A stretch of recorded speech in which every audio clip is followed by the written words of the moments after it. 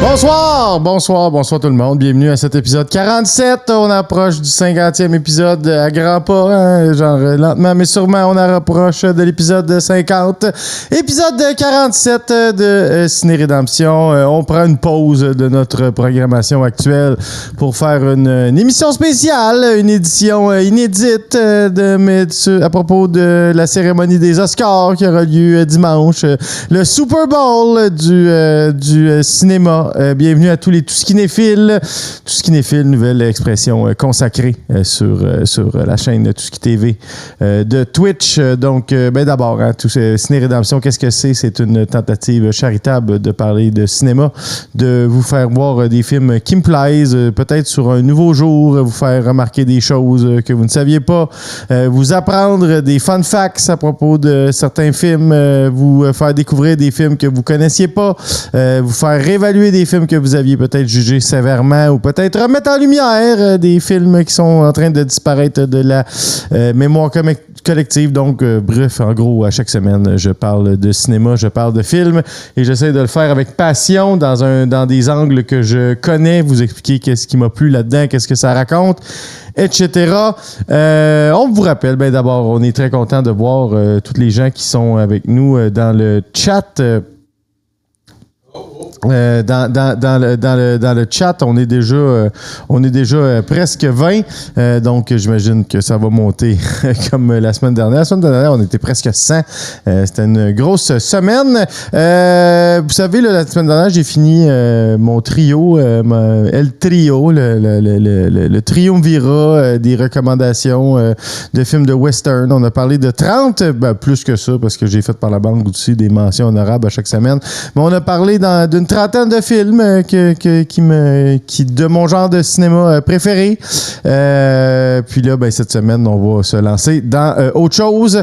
On vous rappelle que ceux qui peuvent pas être avec nous le vendredi soir à 18h sur la chaîne Tout-ce-qui TV sur Twitch, vous pouvez nous écouter en rattrapage sur Tout-ce-qui TV, patreon.com/Tout-ce-qui TV. Vous pouvez également nous écouter par la suite en podcast, en version audio, sur toutes les bonnes plateformes podcast comme Apple Podcasts et Spotify notamment.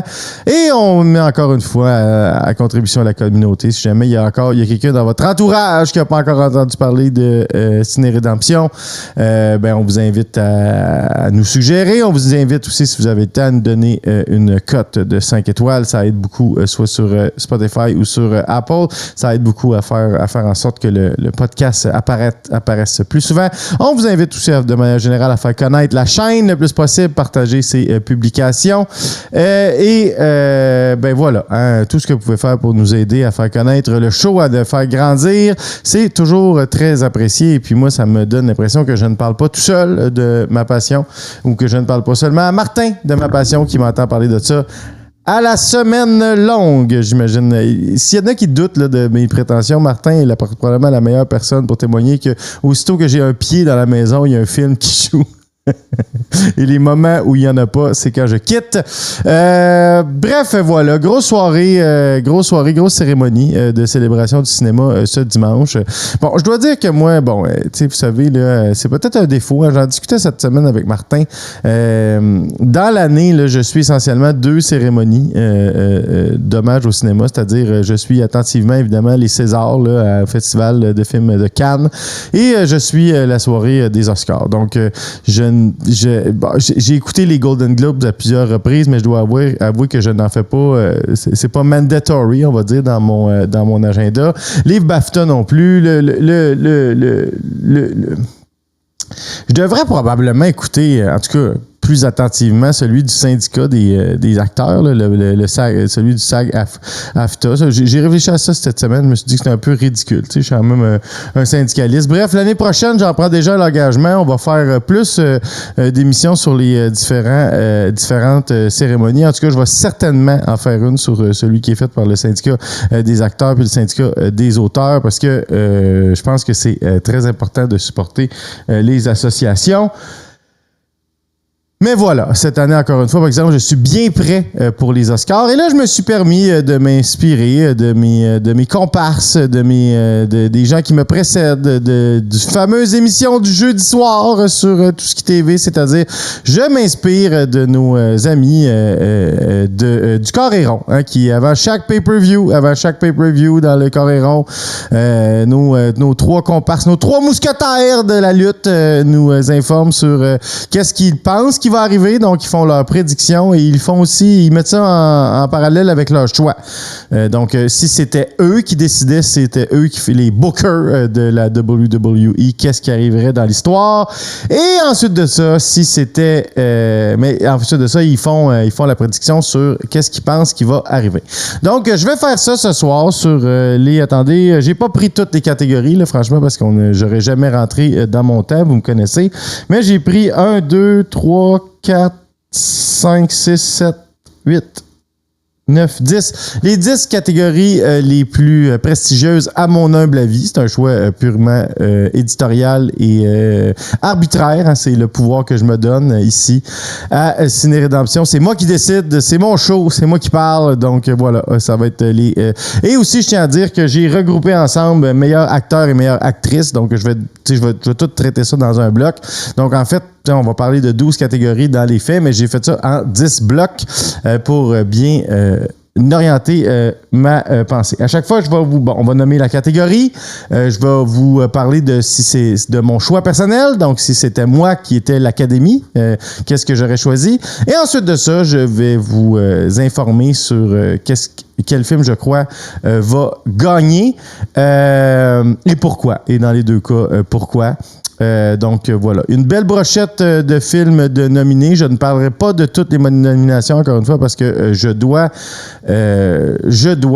terminer dans les temps parce qu'après moi c'est Monsieur Burban qui remplace Martin à Maya TV et en tout cas je veux pas vendre de scoop, je veux pas vendre de punch, je dirais pas quoi que c'est de manière précise, mais il va y avoir du Sornet Strudel ce soir parce que j'ai trouvé des perles cette semaine, donc préparez-vous, j'ai mis mon petit grain de sel dans les Maya TV de la semaine. D'ailleurs, avant qu'on commence, je vous annonce que dimanche, c'est moi qui remplace Martin dans l'after show.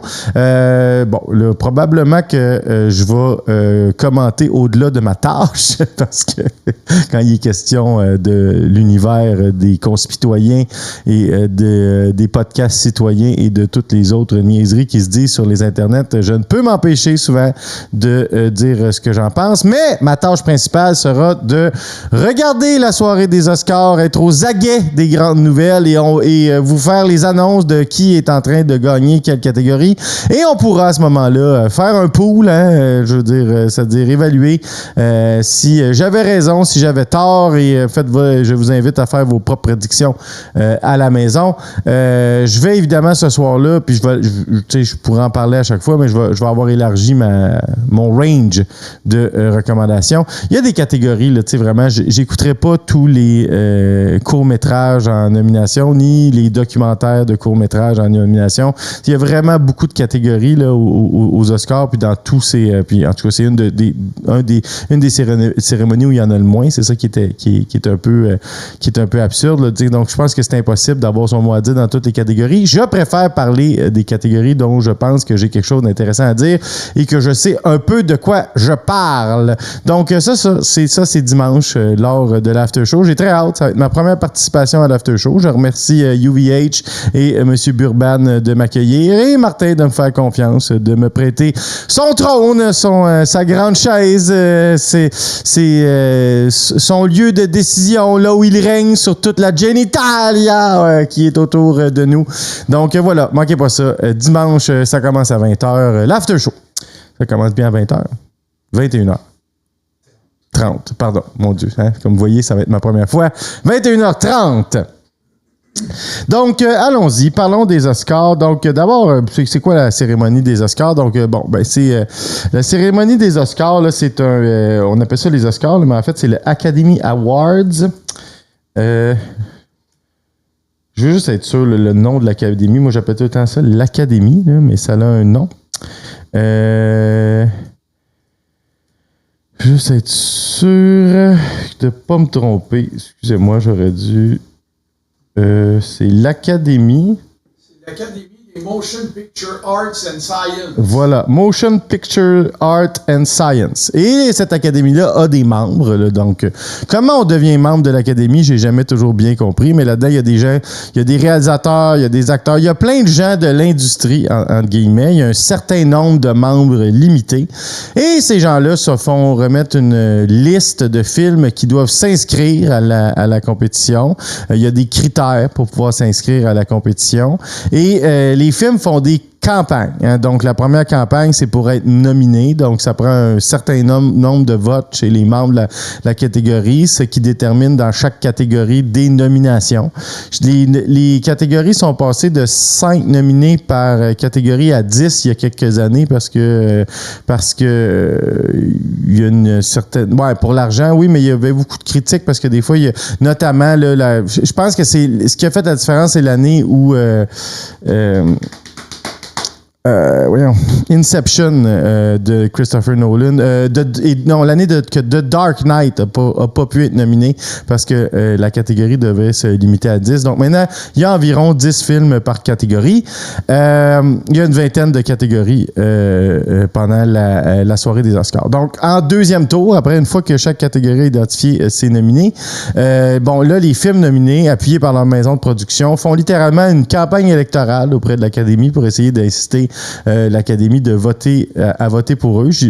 Il y a vraiment beaucoup de politique là, qui se fait à l'intérieur des Oscars. Donc, tu sais, souvent, il y a le film qui gagne meilleur film. C'est rarement des navets, là. On va le mentionner. Là. C'est rarement genre Wash, tu sais, je veux dire, comme Le Masque 2 a gagné Best Movies parce qu'il y avait toute une équipe pour organiser la campagne. Tu sais, je veux dire, vraiment... moi, je pense que, un maillet du Parti conspirationniste du Québec a plus de chances de gagner par erreur en Beauce qu'un mauvais film de gagner Best Movie aux Oscars. Donc, c'est quand même, tu sais, je veux dire, c'est des gens de l'industrie qui connaissent ça, qui ont un certain goût, mais il faut pas le cacher, il y a beaucoup d'argent qui sont investis là-dedans. C'est comme ça que l'Académie se finance.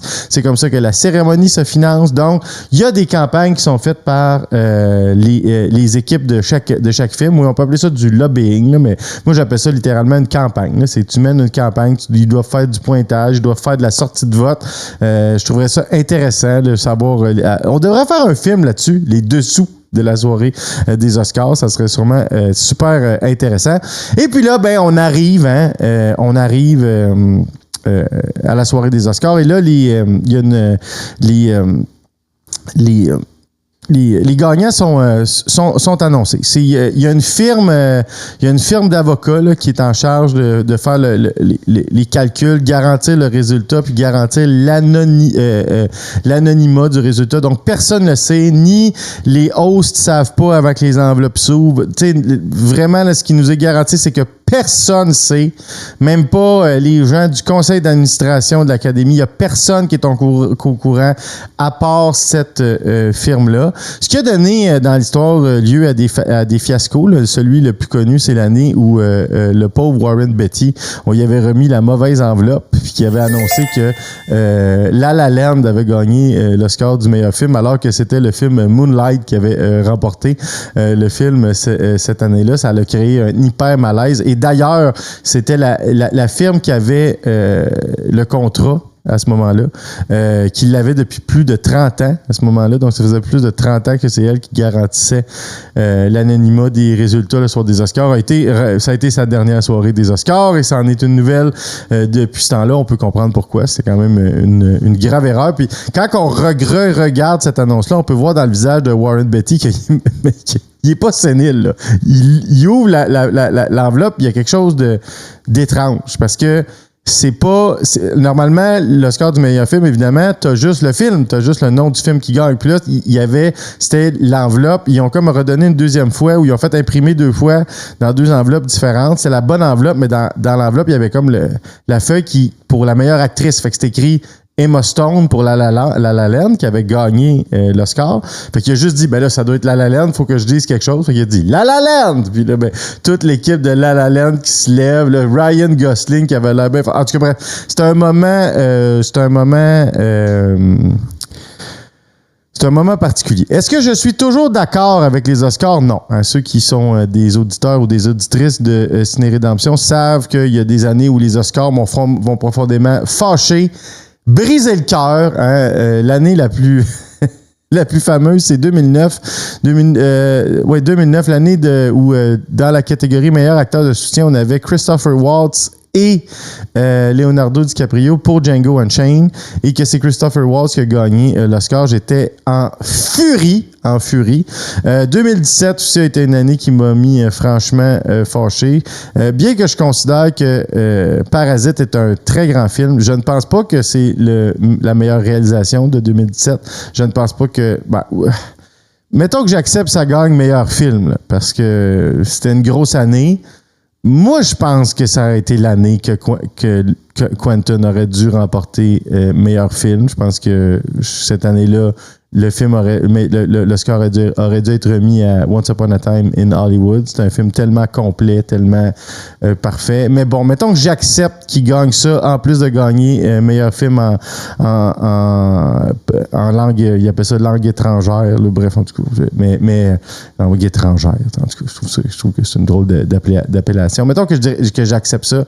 Ça méritait pas meilleur Oscar, meilleur réalisateur. Tu sais, je veux dire, c'est une année où l'Académie a comme tout donné au même film. C'est là qu'on peut voir peut-être l'implication des campagnes, aussi l'ambiance. Ça va être la première fois que c'est pas un Américain qui gagne ces choses-là. Donc, il y a une espèce d'engouement. Par contre, des fois, l'Académie prend des grands on voit pas mon t-shirt. Là. Si vous voulez voir mon t-shirt, j'ai mis un t-shirt de Inglourious Bastard qui avait gagné le score du meilleur original screenplay. Ça devait être un... Je pense que là, je me suis trompé. Je pense que l'année de Django Unchained, c'était 2012, puis que Inglourious Bastard, c'était 2009. Hein? Ça va bientôt faire 20 ans. Ça nous rajeunit pas. Mais tout ça pour dire, il y a des années où l'Académie m'a incroyablement surpris, comme il y a exactement 2 ans, hein, quand Everything Everywhere All at Once avait gagné. C'était mon choix cette année-là, mais je pensais jamais que ça allait gagner. Et pourtant, ça avait gagné Oscar du meilleur acteur. Et quand j'ai vu apparaître Harrison Ford pour remettre le prix du meilleur acteur de soutien, je savais que c'était Ke Huy Quan qui allait remporter pour Everything Everywhere All at Once. Il n'aurait pas choisi Indiana Jones, quelqu'un d'autre qu'Indiana Jones pour remettre à Short Round un Oscar. Je pense officiellement, il devait pas le savoir, mais quand on lui a dit c'est toi qui remets meilleur acteur de soutien, il y a quelque chose qui me dit qu'il se doutait du résultat. Les Oscars, c'est une cérémonie aussi qui a beaucoup changé dans les dernières années. Donc maintenant, tu sais, ça va à un rythme effréné. Ça dure en tout et partout, il me semble, 2 heures et ça dépasse jamais, alors qu'il y a une dizaine d'années, ça pouvait durer 3-4 heures. Il y avait des numéros musicaux, des numéros comiques, les remerciements pouvaient durer des heures et il y avait énormément de politique. Maintenant, l'Académie donne on se souviendra de Susan Sarandon qui avait fait un signe de paix pour dénoncer la guerre en Irak à l'époque de Bush. Durant le premier règne de Trump, et je parle bien de règne, il y avait eu un discours fameux, je pense notamment, c'était Whoopi Goldberg ou Oprah Winfrey qui avait fait une bonne allocution, notamment sur Trump, mais aussi à l'époque de MeToo. Donc, il finit tout le temps par avoir quand même des artistes qui dérogent des règles, mais maintenant, hein, quand les discours sont trop longs, il y a une toune qui part, les gens se font un peu pousser. Bref, c'est une cérémonie qui est beaucoup plus encadrée qu'elle l'a déjà été. YouTube regorge de moments où les Oscars ont un peu dérapé. L'expert pour faire déraper les Oscars, il y avait eu 2 experts dans l'histoire. Je pense que Jack Nicholson a fait déraper des Oscars assez souvent et Robin Williams aussi s'amusait à vraiment mettre les gens mal à l'aise et les faire beaucoup rire dans la salle. Il y a des extrêmement extrêmement bon moment là-dessus sur YouTube. Je vous le recommande. Les push-ups de Jack Palance. Ah oui, aussi. Ah, il y a eu toutes sortes de moments. Il y a eu Mohamed Ali qui débarque pendant la location puis qui slappe, Sylvester Stallone l'année de Rocky. Tu sais, les Oscars, il y a souvent dans l'histoire eu des moments où il y a des choses pas prévues qui sont arrivées. Il y a eu la claque d'en face de Will Smith à Chris Rock il y a quelques années. Tu sais, bref, c'est une soirée qui est souvent haute en couleur. C'est sûr là, que dans le contexte politique de cette année, de ce qui se passe depuis les 3 derniers mois seulement, le comportement de Trump, les discours, c'est ça exactement, comme le dit Pierre Mercier, c'est sûr qu'il va se passer quelque chose dimanche, c'est sûr que ça va chirer. C'est certain. C'est sûr et certain. N'en doutez point. Donc, en tout cas, ceux qui pourront suivront ça en même temps que moi en regardant d'un côté l'after show et d'un autre côté la soirée des Oscars. Mais lançons-nous dans notre sujet. Parlons déjà de notre première catégorie de ce soir. Donc, je commence ça tranquillement.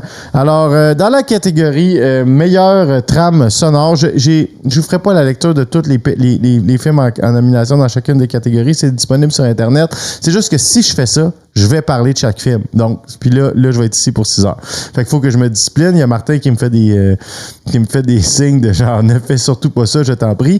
Donc, alors, les 2 films dont je vais parler dans cette catégorie-là, je vais tout le temps nommer les 2 films, puis une fois on va avoir fait apparaître les 2 posters, je vais vous dire quel est mon choix personnel, quelle est ma prédiction. Donc, on a Wicked et Emilia Pérez, probablement mes 2 plus grandes surprises de l'année. Donc, 2 films que Emilia Pérez, je connaissais pas ça du tout. C'est ma copine, Anne-Marie, qui nous écoute, je la salue, je t'aime, qui a insisté, qui s'est acheté un t-shirt de tout ce qui n'est fil, d'ailleurs, qui a insisté, qui m'a proposé, elle n'a pas insisté, habituellement quand elle me propose un film, je dis oui assez rapidement parce qu'elle a d'excellents goûts cinématographiques elle aussi. Mais bref, elle m'a proposé d'écouter ça un soir. Mon plus grand regret, c'est de ne pas avoir vu ça au cinéma, pour vrai, parce que immédiatement, quand ça a commencé, j'ai été flabbergasté. Comme je l'ai dit plus tard, c'était dans ma liste des 10 meilleurs films que j'ai vus en 2024. J'en ai donc parlé beaucoup. C'est une comédie musicale dans laquelle, entre chaque tune, t'oublies complètement que tu es dans une comédie musicale, tellement la cinématographie, les textes puis le jeu est bon. C'est un film de gangster dans lequel, à certains moments, il y a des moments de musical. C'est tellement bien réalisé, tellement bien écrit. Bref, grand film de l'année. Deuxième grande surprise, Wicked. Wicked, j'avais pas l'intention d'aller voir ça. Évidemment, j'ai vu The Wizard of Oz. Là, je veux dire, qui n'a pas vu The Wizard of Oz? Quel cinéphile n'a pas vu The Wizard of Oz? Puis j'ai vu même il y a quelques années le Oz the Great, Oz the Great, une espèce de prequel de l'arrivée de Oz au pays d'Oz. Là. Je sais pas comment ça s'appelle, ce pays-là. Puis tu sais, j'avais trouvé ça intéressant, mais c'est pas non plus un univers là, que je fais comme il y a un Oz qui sort, c'est sûr que je vais aller voir ça. Mais là, les critiques étaient tellement bonnes. Je lisais un paquet d'affaires, des vidéos, plein de YouTubers cinéphiles que je suis qui disaient je pensais jamais aimer ça, puis j'ai adoré ça. Bref, je me suis présenté au cinéma. J'ai dit proposer à ma copine, on devrait aller le voir. Dernière minute, on va le voir. Quelle surprise! Je veux dire, dans l'instant où ce film-là commence, tu es aspiré dans un univers là, tellement englobant, tellement magique, tu acceptes tout de suite la proposition. Le jeu des actrices est incroyable. Ariana Grande vole le spectacle à chaque moment qu'elle est à l'écran. Les tunes, parce que c'est aussi une comédie musicale, évidemment, c'est pour ça que meilleure trame sonore, c'est 2 comédies musicales qui s'affrontent parce qu'il y a énormément de musique, énormément de chansons. Bref, 2 films que j'ai beaucoup aimés. Il n'y a aucun film dont je vais vous parler que j'ai pas aimé cette année. Bref, moi, personnellement, si c'était moi qui décidais, Wicked aurait gagné cette catégorie-là. Je pense que ce film-là est magistral tant au niveau de l'ambiance, de la musique, etc. Mais je pense que l'Académie va préférer Emilia Pérez. Je pense que Emilia Pérez... Là, l'actrice qui fait Emilia Pérez, là, Carla Sofia Gascon. J'ai compris, là, j'ai pas eu le temps de regarder ça. J'ai appris ça cette semaine. Là. Elle est dans l'eau chaude, là, dans une controverse tellement que Netflix l'a un peu abandonné dans sa course pour être nommée meilleure actrice aux Oscars. J'ai pas compris ce qui est arrivé. Là. S'il y en a dans le chat qui sont au courant, là, ça m'a un peu pris par surprise. J'ai entendu ça cette semaine. Mais je pense que le film va remporter meilleure trame sonore. Comme je dis, tu sais, vraiment, là, c'est un film qui va remporter, je pense, beaucoup de prix pendant la soirée des Oscars. Et je pense qu'il va notamment gagner meilleure trame sonore. On continue tranquillement. On s'en va dans deux catégories qui se ressemblent. Donc, on va commencer par meilleur scénario adapté. Donc, meilleur scénario adapté, c'est quand on raconte une histoire, on s'inspire d'un roman, d'une pièce de théâtre ou de la biographie de quelqu'un. Okay? Donc, on écrit un scénario, c'est adapté d'une œuvre ou d'une histoire qui existe. Okay? Donc, c'est la différence entre ça et meilleur scénario original. Là. C'est la différence entre les deux catégories. Donc, les deux films dont il va être question ce soir dans meilleur scénario adapté, c'est A Complete Unknown et c'est tout. Parce que pour cette fois-ci, ma prédiction concorde avec mon choix personnel. Donc, je pense que je fais la prédiction que l'Académie sera d'accord avec moi. Donc, ça, c'est une grosse prédiction. Je pense que bon, premièrement, il y a la réalisation de James Mangold qui est là-dedans, qui est extraordinaire. Je pense que James Mangold, c'est le roi des biopic movies. Moderne, là. Je veux dire, depuis Walk the Line, c'est lui qui a fait les meilleurs, c'est lui qui a redéfini le genre, c'est lui qui a créé la formule, qui est répétée, refaite, et des fois un peu trop refaite. Hein? On se souviendra, je pourrais parler si je faisais un épisode sur les fois qu'il y a des films qui ont été snobés aux Oscars puis que ça m'a mis en crise, je vous parlerai longuement de Rocketman, qui moi je pense est en tout point meilleur que Bohemian Rhapsody. Bohemian Rhapsody qui avait été largement nominé aux Oscars, puis Rocketman, aucun, zéro, rien pas tout. Alors que je considère que Rocketman était largement meilleur et de plus grande qualité personnellement. Mais James Mangold, vraiment, c'est quelqu'un qui maîtrise ce genre-là. Mais l'auteur de ce film-là, l'auteur de ce scénario-là, à mon avis, a pris une décision. Puis là, je vais juste aller me rappeler c'est qui a écrit ça.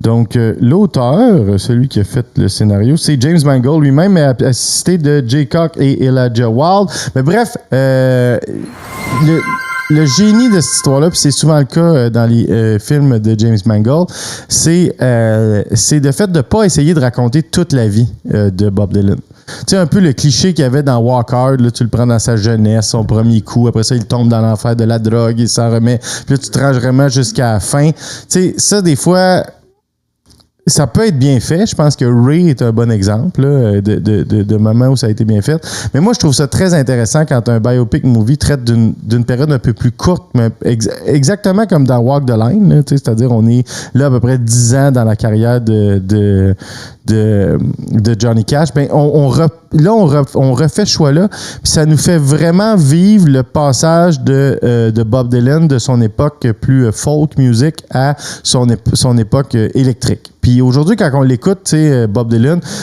on peut pas comprendre pourquoi les amateurs de folk music ont trouvé que Like a Rolling Stone, c'était comme un sacrilège puis que c'était pas du folk. Là. Mais à l'époque, ce film-là réussit vraiment à nous mettre dans l'esprit des gens, dans l'état d'esprit des gens, comment ils ont vécu ça, puis pourquoi ils prennent mal finalement que Bob Dylan abandonne sa guitare sèche pour une guitare électrique, même si pour nous aujourd'hui, on trouve que Bob Dylan, il y a une linéarité puis une ressemblance dans son œuvre au grand complet. Puis je pense que c'était ça c'était ça son objectif. Là. C'est-à-dire, je peux faire du folk en utilisant une guitare électrique. C'était un peu ça, lui, qui essayait de mettre l'avant. Mais bref, le film, scénario extraordinaire. On retombe vraiment dans les années 60, dans l'émergence de la musique à cette époque-là, à quel point la musique avait une influence sur la société, provoquait des débats presque sociétals. Vraiment un grand film, un des meilleurs films que j'ai vu cette année et certainement le meilleur scénario adapté. À mon avis, je fais la prédiction que l'Académie sera d'accord avec moi. Troisième catégorie, on est dans le meilleur scénario original. Et là, il y aura deux nominés. Non, mais je vais parler de 2 films. Donc, je vais parler de The Substance, un film d'horreur. Ça, c'est très rare qu'un film d'horreur remporte des Oscars. Et Anora, ce n'est pas un film d'horreur, c'est une espèce... J'ose pas dire comédie romantique, mais c'est une romance, en tout cas, ça certain. C'est un film romantique. Anora qui a remporté la Palme d'Or au Festival de Cannes. C'est l'équivalent de l'Oscar du meilleur film. 2 films que j'ai adorés. Vraiment, The Substance, c'est un film... j'avais une bonne intuition que j'allais aimer ça, mais j'avais pas prévu à quel point j'allais aimer ce film-là. Ce film-là, pour vrai, c'est probablement le meilleur film de body horror que j'ai vu de ma vie. C'est un film qui a un propos, tu sais, sur le culte, la beauté, la pression qui est mise sur les artistes, surtout les femmes vieillissantes dans l'univers artistique du show business, sur qu'est-ce que les gens sont prêts à faire pour rester jeunes, entre guillemets. Moi, je suis une personne qui angoisse avec ça, vieillir, donc je pense que ce film-là m'a beaucoup rejoint. C'est un film qui est hyper angoissant, c'est un film qui prend son temps. C'est vraiment un excellent film, puis un des meilleurs films de la dernière année. Anora, c'est une histoire d'amour impossible. Ça peut paraître, ça peut paraître classique comme prémisse de base. C'est pas la première fois qu'on voit ça. On pense à Pretty Woman, on pense à un paquet de films, mais c'est vraiment la force d'Anora, c'est ses dialogues, c'est vraiment écrit de manière extraordinaire, c'est le jeu des acteurs, puis c'est vraiment c'est une prémisse classique, mais qui prend pas un tournant classique. Je voudrais pas vendre les punchs pour les gens qui l'auraient pas vu, mais c'est un film que j'ai vu dernièrement là, dans les 2 dernières semaines, puis que j'ai beaucoup apprécié. Donc, si c'était moi qui décidais, cette fois-ci, l'Académie, je ne pense pas qu'elle serait d'accord avec moi, mais si c'était moi qui décidais, si c'était mon choix, The Substance aurait remporté l'Oscar. Mais ma prédiction, c'est que Anora va gagner l'Oscar du meilleur scénario original. C'est ce que je crois. Je pense que c'est tout à fait le type de ton, le type de propos et surtout le type d'arc narratif qui a séduit, qui continuera à séduire l'Académie des dernières années. Donc, je pense que Anora, qui est un excellent film, là, je suis pas en train de dire The Wrong Film Won. Je veux dire, si c'était moi qui décidais, j'aurais préféré The Substance, mais je pense que Anora va l'emporter. On s'en va dans une catégorie qui me tient beaucoup à cœur. On s'en va dans la catégorie des meilleurs du film, meilleurs effets visuels, donc les effets spéciaux. Vous connaissez mon amour pour les practical effects. Vous connaissez ma critique générale pour le CGI. Mais vous savez aussi que je pense que quand du bon CGI vient en support à des practical effects, c'est là que la magie du cinéma opère. Je ne parlerai qu'un seul film. C'est ma prédiction avec laquelle je suis le plus convaincu. Si je me trompe sur celle-là, franchement, merci Pierre Mercier, le meilleur film de body horror ever. Je suis d'accord avec toi, tout à fait. Le truc étranger confié, une scène de foyer d'infection pour l'humanité. Ah ouais, c'est ça. OK, c'est ça. Elle a eu des propos un peu assez attaqués aux antiracistes. Bon, en tout cas, c'est tout le temps étrange quand des membres d'une communauté minoritaire s'attaquent à une autre communauté minoritaire. Ça ne diminue pas la qualité du jeu et son talent d'actrice. Par contre, dans Emilia Pérez. Merci, Pieuvre Mercier, de ces informations-là. Et je suis tout à fait d'accord avec toi à propos de The Substance. Pour les meilleurs effets visuels, c'est, comme je je disais la prédiction avec laquelle je suis le plus certain. Si j'ai tort sur celle-là, je vais beaucoup me remettre en question sur ma capacité à faire des prédictions. Je pense que Dune Part 2 va gagner cet Oscar-là. Je pense aussi que c'est le seul Oscar que ce film-là va malheureusement gagner à la soirée des Oscars. Je pense que l'Académie snob beaucoup la science-fiction, comme l'horreur, mais peut-être même un peu plus. De tous les temps, la science-fiction est comme un genre un peu boudé par l'Académie. À tort, à mon avis. Moi, je pense que la science-fiction, c'est probablement le genre qui peut pousser le cinéma le plus loin, tant au niveau du visuel, mais aussi des thèmes. Comme on sort on sort de la réalité, puis souvent on va postuler un futur fantasmé. C'est là qu'on arrive à comme avoir des débats, un peu en dehors de la boîte. Moi, je suis un grand fan de science-fiction. Je suis un grand fan évidemment, de films de genre, comme je vous l'ai dit. Donc, écoutez, ceux qui ont vu Dune Part 2 vont comprendre pourquoi je pense ça. Ce film-là est juste visuellement époustouflant, encore plus incroyable que la première partie. Moi, j'ai trouvé que Dune Part 2 était meilleur en tout point à Dune Part 1, puis j'avais adoré Dune Part 1. Je pense que juste pour la scène avec les Sandworms, ça mérite cet Oscar-là. Puis l'ensemble du film est aussi visuellement incroyable que cette scène-là. Vraiment, on a l'impression... Puis tu sais, je veux dire, la présence, le fait que certaines créatures soient en practical effect, que ça soit plus le décor puis l'environnement qui soit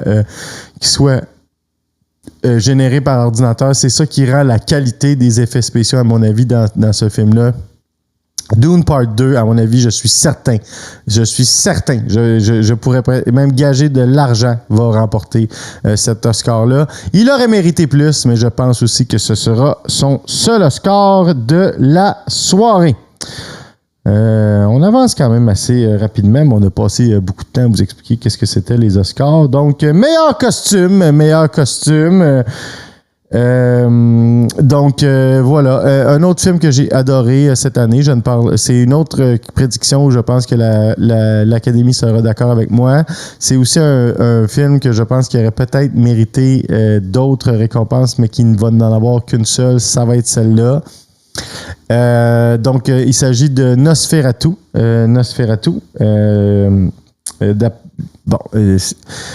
Ceux qui l'ont vu, vous savez à quel point ce film-là est magnifique. Moi, vous allez voir, ça va être mon choix personnel dans une autre catégorie que je pense qu'il va pas gagner, mais à mon avis, il y aurait aussi. C'est un film qui a une cinématographie extraordinaire. C'est une histoire qui a été faite souvent. Là, c'est une histoire l'histoire modifiée de Dracula a été qui a donné Nosferatu en 1922, si je me trompe pas. Oui, 1922 ou 23. En tout cas, il y a plus de 100 ans. C'est un film qui voulait raconter l'histoire de Dracula sans en avoir les droits, donc ça a créé Nosferatu. Cette histoire-là a été refaite 3 fois, juste Nosferatu. Si on prend toutes les allitérations maintenant de Dracula, qu'on ajoute la version de 31 de Universal, celle de Francis Ford Coppola dans les années 90, les opus avec Christopher Lee, les téléfilms avec Jack Palance, il y a énormément de versions de Dracula. Il y a eu des réinterprétations aussi de Dracula. Bref, toute l'histoire de Dracula est un citron qui a été périssé énormément souvent. Donc, je pense que ce film-là souffre un peu du fait que c'est une redite. Par contre, c'est une redite qui valait vraiment la peine. Je pense pas que jamais cette histoire-là a été aussi bien menée au cinéma, tant visuellement que dans l'évolution des personnages. Ça propose des choses que les autres versions ne proposaient pas. Je ne remets pas en question la valeur historique de l'original, ni la qualité de la version de Herzog des années 70, mais à mon avis, c'est la meilleure version des 3 versions de Nosferatu. J'ai adoré ce film-là et les costumes dans ce film-là sont incroyable. Je veux dire, chaque personnage, premièrement, ça semble vraiment authentique, mais c'est aussi chaque personnage a comme son look particulier. Mon costume préféré de loin, mon personnage préféré de loin, c'est celui de Willem Dafoe là, qui joue l'équivalent de Van Helsing, dont le nom m'échappe là, dans Nosferatu. Il est juste extraordinaire. Il y a une scène dans laquelle, quand il essaie de faire brûler la tombe de Orlok, puis qui part à rire avec tout qui brûle autour de lui, avec son espèce de grand costume victorien avec un chapeau de forme. C'est extraordinaire. Ce film-là est extraordinaire et mérite au moins un Oscar. Et je pense que l'Académie va lui accorder celui des costumes. Bref, c'est mon choix et ma prédiction. Puis merci, la direction photo, je suis d'accord, est malade. D'ailleurs, ça va être sans vouloir vendre de punch. Quand on va parler de la meilleure cinématographie, il est possible qu'il se retrouve dans mes choix personnels. Mais ça, on va le savoir en revenant après notre toute petite pause qu'on va prendre à l'instant. Ça fait déjà presque 45 minutes, 40 minutes que je parle sans arrêt. Et puis, de toute façon, aussi, au retour, c'est les catégories qui, moi, me sont le plus familières. Donc, je vais probablement parler un peu plus des prochaines catégories. Mais bref, revenez-nous après ce petit intermède publicitaire.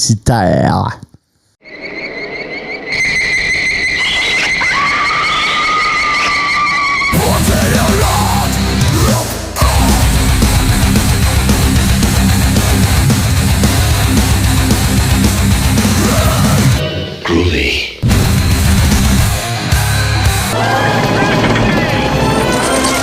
In an age of darkness. May God have mercy upon your souls. Something's wrong. Something's amiss. And a time of evil. You shall die! You know your shoelace is untied. He's a 20th century guy. For that arrogance, I shall see you dead. Trapped in the Middle Ages. All right, you primitive screwheads, listen up. This is my boomstick! Now, let's talk about how I get back home. Foretold by a mystical book. Within its pages are passages that can send you back to your time. Forewarned by a wise man. You must recite the words Klaatu, Berata, Nikto. I got it! Fulfilled by a wise guy. Klaatu, Barada. When thou misspoke the words, the army of the dead awoke. Now he's got a date. Give me some sugar, baby. Army of Darkness.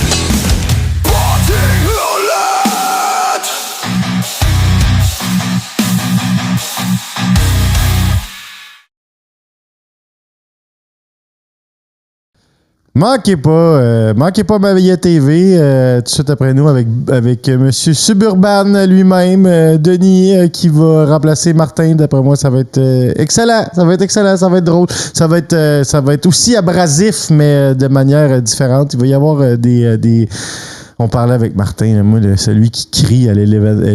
Ensemble! À toutes les fois, ça me fascine. C'est comment quelqu'un qui fait quelque chose de même, il rentre chez eux et dit hey, aujourd'hui, j'ai fait toute une vidéo. En tout cas, c'est fascinant. Je trouve ça fascinant. Manquez pas Bottine Hurlante demain. Hein? Manquez pas ça du tout.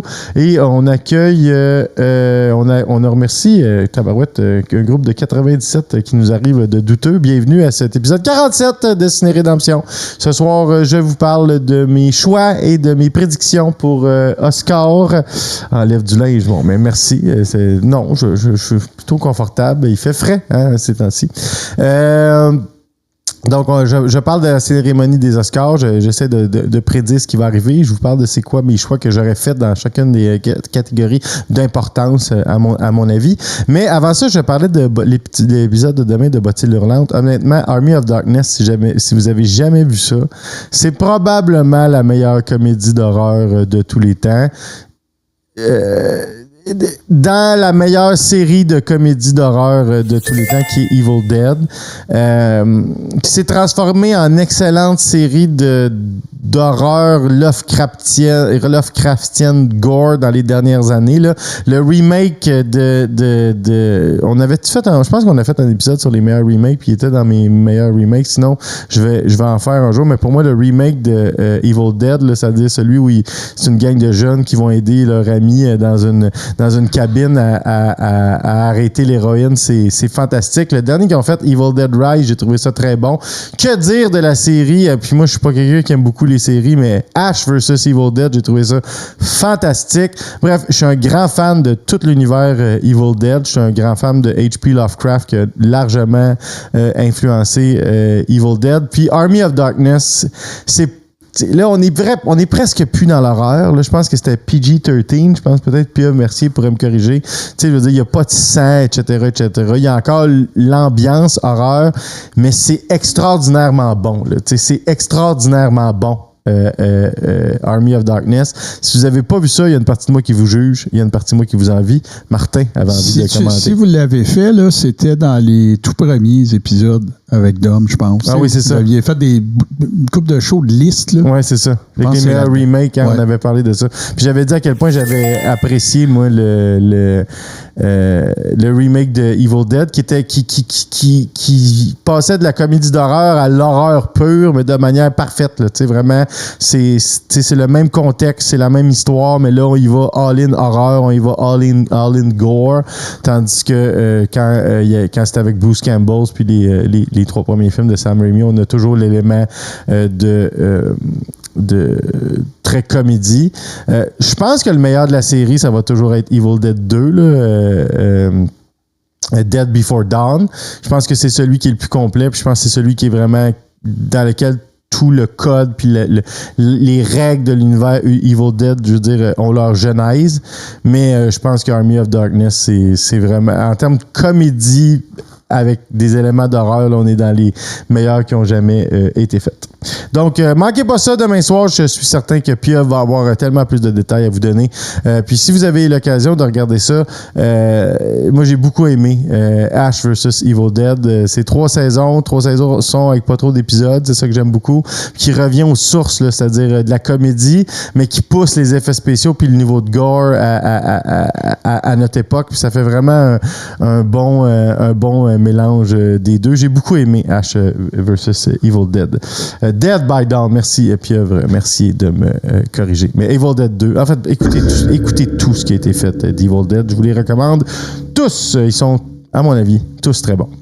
Une des rares franchises d'horreur qui a réussi à avoir juste des bons films et des bons spin-off séries. Bref, Evil Dead, excellent. On continue dans notre soirée, notre émission spéciale sur les Oscars, et on rentre dans les grosses catégories, ce que j'appelle les poids lourds, les plus attendus de la soirée. Donc, première catégorie, c'est la cinématographie, meilleure cinématographie. Qu'est-ce qu'on entend par meilleure cinématographie? On entend, il y a un Oscar là, sur la direction photo, mais on comprend un peu tout ça. Tu sais, c'est un peu...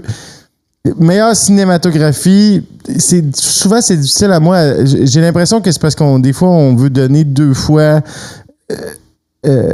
au réalisateur ou à l'équipe de réalisation, on veut donner deux prix. Là, c'est assez flou pour moi la différence entre les deux, mais si j'ai à l'exprimer pour essayer de la réduire à son plus simple effet, la cinématographie, c'est au-delà du jeu des acteurs, c'est le look du film. Donc c'est tout le reste, là, les décors, la façon dont les scènes sont filmées, les shots. Je veux dire, est-ce que ce film-là a une prise de vue qui va faire l'histoire, qu'on va retrouver sur des posters. Vraiment, c'est tout un peu ce qui va définir l'ambiance d'un film, la façon de le trouver, mais qui inclut pas la direction des acteurs, on va dire. C'est une grosse partie de la réalisation, à mon avis, mais je pense que c'est un peu... Martin, vas-y, ça m'intéresse d'avoir ton... Moi, j'ai tout le temps eu de la difficulté là, à voir la différence entre les deux. Là. Parce que quand je parle d'un réalisateur, je parle de sa cinématographie habituellement. Oui. Mais bref. Moi, j'associe ça au sens. Meilleur film, c'est celui qui va faire interagir le plus de sens. Mm-hmm. La cinématographie, c'est tes yeux. OK, je comprends. Tu sais, le trame sonore, c'est tes oreilles. C'est sûr Ok. que tu peux pas sniffer un film. Puis meilleur réalisateur, c'est vraiment sur la direction de l'ensemble de l'œuvre. Ben, moi, je te dirais que c'est ce qui est le plus près du meilleur film. Tu sais, je te dirais c'est plus meilleur réalisateur qui tend à vouloir donner peut-être 2 prix différents à 2 films ou 2 prix à un film parce qu'il le mérite, mais moi, j'ai toujours associé ça au sens qui Ok, interagissent. je trouve ça super intéressant. Merci, Martin, de cette. Mais bref. Je suis en vacances. Merci, c'est gentil. tellement pas tant que ça. Bref, 2 films. Là, ça a été difficile. J'ai failli avoir j'ai failli penser que l'Académie serait d'accord avec moi, mais quand j'y repense, je pense que je serais pas d'accord. Donc, les 2 films dont je vais parler, c'est Nosferatu et The Brutalist. The Brutalist que je suis allé voir en projection spéciale 70 mm, donc en pellicule. C'est peut-être ça qui a influencé mon choix au final, parce que voir un film en pellicule encore aujourd'hui, c'est, à mon avis, imbattable. Je veux dire, le numérique, c'est le fun, le 4K, ça a un paquet de bons aspects, mais il n'y aura jamais rien en salle qui va battre le fait d'aller voir un film en pellicule avec l'illusion de base du cinéma. Ça donne un rendu, une luminosité, une vision qui est extraordinaire. Bref, mon choix personnel de meilleure cinématographie, à cause du contexte, à cause que je suis un grand fan d'horreur, à cause que je trouve que les shots de ce film-là, il y en a plusieurs qui vont devenir, à mon avis, mythiques à travers le temps. J'aurais, malgré tout, au final, choisi Nosferatu si ça avait été moi qui avais à choisir. Mais je suis à peu près convaincu. Que The Brutalist va gagner cet Oscar-là. Honnêtement, The Brutalist, c'est un film qui est en tout point impressionnant. C'est un film, on n'en fait plus des films comme ça. A24, je vous parle souvent de A24. C'est la première fois de ma vie que je suis. Souvent, moi, je vais suivre des acteurs, je vais suivre des réalisateurs, la maison de production m'intéresse pas tant. Je reconnais la grandeur de grandes maisons de production comme Universal, notamment pour son apport au genre horreur. Warner Brothers pour la grande époque du Golden Age.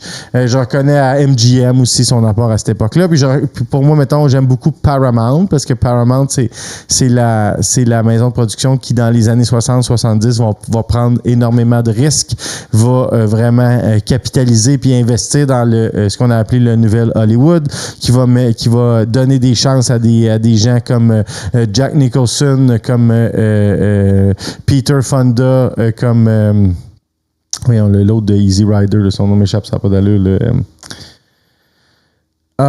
J'ai ça quand ça m'arrive, là. Y a-t-il quelqu'un qui peut m'aider dans le chat ou Martin? Voyons, celui, le monologue dans... Il fait le monologue dans True Romance, là. Il fait le père de Christian Slater. Martin, là. Dennis Hopper, merci. Merci. Mon Dieu, j'ai honte d'avoir eu un blanc. Mais bref, tu sais, vraiment Paramount dans les années 70, avec celui qui était responsable de la production, là, qui est un personnage plus grand que nature. Lui aussi, son nom m'échappe parce que j'étais un peu nerveux, j'avais pas prévu parler de ça. Mais bref, tu sais... dans les dernières 30 années, c'est vraiment pas ça que je suis. T'sais, les maisons de production, même, il y a plus de problèmes qui sortent des maisons de production. Il y a plus de limitations qui proviennent des maisons de production. C'est tous des grandes corporations multinationales qui prennent à peu près plus de risques, qui essayent de toujours refaire la même chose, qui essaient de recycler leur succès du passé. Ça peut, des fois, c'est intéressant, des fois, ça l'est moins. Je pense à Top Gun Maverick, que ça a été super réussi. Mais tu sais, bref, il y a une certaine fatigue là, de la nostalgie, là, puis des legacy sequels. A24 fait absolument pas ça. A24, c'est le nouvel Hollywood. Ils font des trucs originaux. Ils reviennent à des choses qui se font plus, mais pas en refaisant la même chose. Mais bref, ça, c'est vraiment un film qui a l'air sorti des années 40, qui a l'air sorti des années 50, mais qui est une histoire qui n'a jamais été racontée. C'est un film qui dure 4 heures, qui a un entracte au milieu, un entracte dans lequel on peut sortir de la salle pour aller se racheter du popcorn puis aller à la salle de bain. C'est un film qui a un développement hyper lent, mais qui arrête jamais d'être intéressant. C'est un film qui raconte une histoire avec un arc narratif qui est pas l'arc narratif des trois actes, premier, deuxième, troisième acte, avec un gros climax à la fin. C'est un film qui est anticlimatique. C'est un film qui c'est pas le film auquel vous attendez si vous avez pas vu ça. Ce qu'on suit là-dedans, grosso modo, c'est l'arrivée aux États-Unis d'un architecte juif qui a subi la persécution pendant la Deuxième Guerre mondiale. Puis on voit toute son espèce de tentative de réussir en Amérique, puis de reprendre sa vie d'architecte. C'est vraiment... Ce qui est écrit sur le poster, c'est vrai. Ce film-là est monumental. Excellent, et je pense qu'il va gagner la meilleure cinématographie. J'ai failli être d'accord y donner à ça, mais je pense que j'ai été beaucoup séduit par le côté 70 mm de la présentation que j'ai vue. Au final, si c'était moi qui avais choisi, je pense que j'aurais choisi Nosferatu, mais je ne pense pas que Nosferatu va gagner. Il y a une question que je vois pas. C'est quoi le pire film qui a gagné l'Oscar du meilleur film? J'ai pas pensé à ça. Ah, oui, je sais. Je pense que je sais. C'est l'année que Shakespeare in Love a gagné. Là. Shakespeare in Love, quand Shakespeare in Love a gagné, puis en plus c'était terrible. Là, c'est un des plus gros upsets des Oscars. Là. Ça a gagné contre. C'était un film de Spielberg. Là. J'essaie de voir contre qui. Ah oui, il a gagné contre Saving Private Ryan. Donc, l'année de Saving Private Ryan, Saving Private Ryan n'a pas gagné le score du meilleur film. Puis Shakespeare in Love a gagné. Shakespeare in Love qui était pas mauvais, là, mais qui était une comédie romantique un peu banale. Je pense que c'est le pire exemple. Je pense que c'est le pire upset de tous les temps. Bonne question, Boston Pat. Le patient anglais en 96. Il a gagné contre qui? Parce que c'est pas mauvais quand même, le patient anglais. Mais en tout cas, Shakespeare in Love, à mon avis, ça serait mon pick pour le pire film qui a jamais gagné le score du meilleur film. Donc, excusez-moi, là, on vient faire meilleure cinématographie. On va s'en aller dans meilleur réalisateur, deux films desquels j'ai déjà parlé ce soir. Donc, mes deux choix sont Complete Unknown et The Brutalist. Donc, bref, vous comprenez pourquoi j'ai adoré ces deux films-là. La réalisation dans ces deux films-là est fantastique. Il y en a un qui est intéressant, tu sais, comment dire... Timothée Chalamet, il est quand même encore très jeune là-dedans, là, puis c'est assez extraordinaire la façon dont il est dirigé, puis il arrive à jouer un Bob Dylan. Honnêtement, on s'y croirait. Là. Je veux dire, on croirait que c'est lui. Là. Non seulement dans la voix, mais dans les mimiques. N'importe qui a déjà vu un documentaire, c'est assez exceptionnel. Mais c'est aussi toute la façon dont on met en scène le New York des années 60. Je veux dire, c'est difficile de maquiller New York comme ça aujourd'hui. Puis, la façon dont on filme le film, on s'y croirait vraiment. Moi, c'est pour l'ensemble de l'œuvre. Là, tout est magnifique dans Complete Unknown. Donc, vous aurez compris que si c'était moi qui décidais, James Mangold gagnerait le score du meilleur réalisateur. J'ai trouvé la réalisation de ce film-là fantastique, du début jusqu'à la fin. La trame sonore aurait pu gagner aussi, les choix de tunes, la mise en scène, le jeu des acteurs, les décors, les costumes. Vraiment, pour l'ensemble de l'œuvre, j'ai trouvé ce film-là exceptionnel. Mais au final, je pense encore une fois que Brutalist va gagner le score du meilleur réalisateur parce que c'est tellement différent de ce qui se fait. C'est un film qui est super audacieux, de Brutalist. C'est un film qui est un peu vieillot, si vous voulez, parce que c'est des films qu'on pouvait voir plus souvent il y a une cinquantaine d'années, une soixantaine d'années. Mais en même temps, ça fait pas juste recopier ce qui se faisait à cette époque-là, ça reprend certains... Mais c'est un film qui est très audacieux, puis qui s'assume pleinement, puis qui refuse les règles très typé du cinéma. C'est un film qui m'a fait penser un peu à The Godfather. Là. Si vous avez vu l'excellente série The Offer, il y a un moment où le producteur de Godfather s'obstine avec, je vais trouver son nom aussi, là, le personnage là, qui est justement le producteur en chef de Paramount de l'époque, qui est quelqu'un d'hyper connu, là, je vous dis. Parce que l'autre, il dit il faut que le film dure 1h30. Parce que quand ça dure 1h30, on est capable de le faire jouer tant de fois dans une journée, puis c'est comme ça qu'on rentabilise plus les billets, etc., etc., etc. Puis là, ben évidemment, le réalisateur, le producteur et le réalisateur refusent ça parce qu'il dit, moi, mon film, j'ai besoin qu'il dure 3 heures. Donc, je parle de Robert Evans qui explique le principe qu'un film, quand ça dure 1h30, c'est bien mieux parce que tu peux le faire jouer plus de fois dans la journée. Fait que tu rentabilises plus chaque billet. Puis, Albert Rudy, qui était le producteur du Parrain, il s'ostine avec lui. Ben, c'est un film qui fait ça. C'est un film qui s'en sac, t'sais. Parce qu'un film de 4 heures, tu peux le jouer 2-3 fois dans ta journée, mais je pense que 2, c'est le maximum que tu peux jouer. Donc, nécessairement, ça va affecter ton box-office. Surtout si tu mets un entracte de 15 minutes au centre. Mais ce film-là s'en fout parce que c'est ça le temps qu'il a de besoin pour te raconter l'histoire qu'il veut te raconter. Puis tu vois que le réalisateur, en aucun moment, dans son montage, il a fait le sacrifice d'aucun des moments de son film. C'est ça qui est une prouesse de réalisation pour moi là-dedans. Puis parce que pour moi, le score du meilleur réalisateur doit être remis à quelqu'un qui a fait une prouesse de réalisation. Donc, la prouesse de réalisation de James Mangold, c'est de faire quelque chose d'aussi incroyablement réaliste, puis nous faire revivre de manière aussi incroyablement... Tu sais, autant que moi, j'ai pas vécu les années 60, mais j'étais allé voir avec mon père, puis mon père était vraiment impressionné parce qu'il disait c'était ça ma jeunesse. Tu sais, lui, il a grandi dans les années 60, puis tu le voyais, il était vraiment renversé par le niveau de réalisme, puis à quel point on était capable de nous ramener à cette époque-là. La prouesse de réalisation de Brutalist, à mon avis, c'est à quel point le réalisateur prend tout le temps, puis il nous met à l'écran tous les moments clés dont il a besoin pour nous raconter son histoire. Martin voulait ajouter quelque chose, vas-y. Ben, je voulais juste te dire que j'ai fait quelques recherches. Je vais en avoir une coupe, si tu veux, quand tu auras terminé des non-sens selon l'avis de plusieurs qui se sont passés pour la catégorie meilleur film. OK. Parfait, ça va m'intéresser à la fin. Donc, on continue. Donc là, on s'en va dans les les 3 catégories fortes. Hein. Donc, on va commencer avec meilleur acteur et meilleure actrice de soutien. Moi, c'est ma catégorie préférée.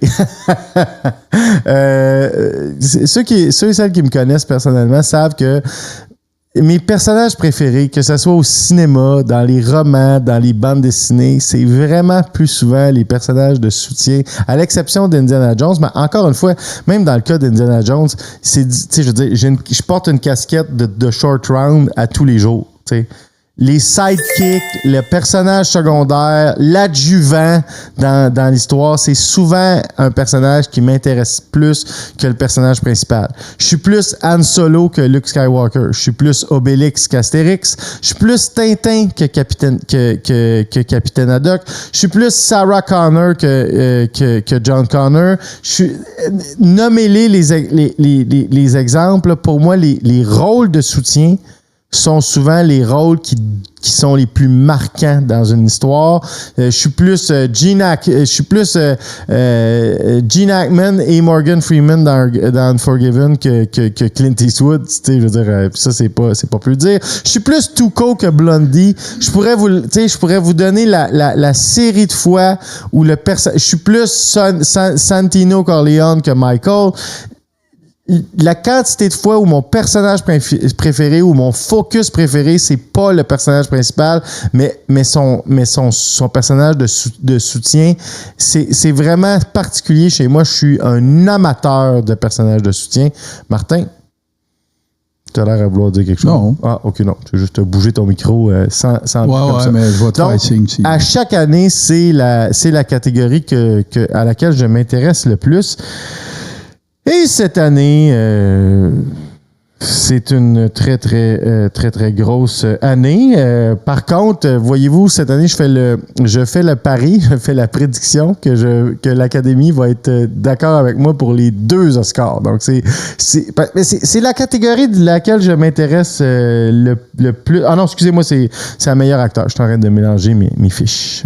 Non, là, je suis pas d'accord avec l'Académie. Ben, je prévois que je vais avoir un désaccord avec l'Académie. Donc, je vais nommer les 4 acteurs dans les 4 films, puis ils vont apparaître, puis après ça, je vais vous expliquer mes choix. Donc, non, tu vas me dire masculin, puis tu vas me dire féminin. Ah, OK, d'accord, excusez-moi. Dans la catégorie meilleur acteur de soutien, on va parler de Edward Norton et de Ariana Grande. Non, de Guy Pearce, pardon. De Edward Norton et Guy Pearce, pardon.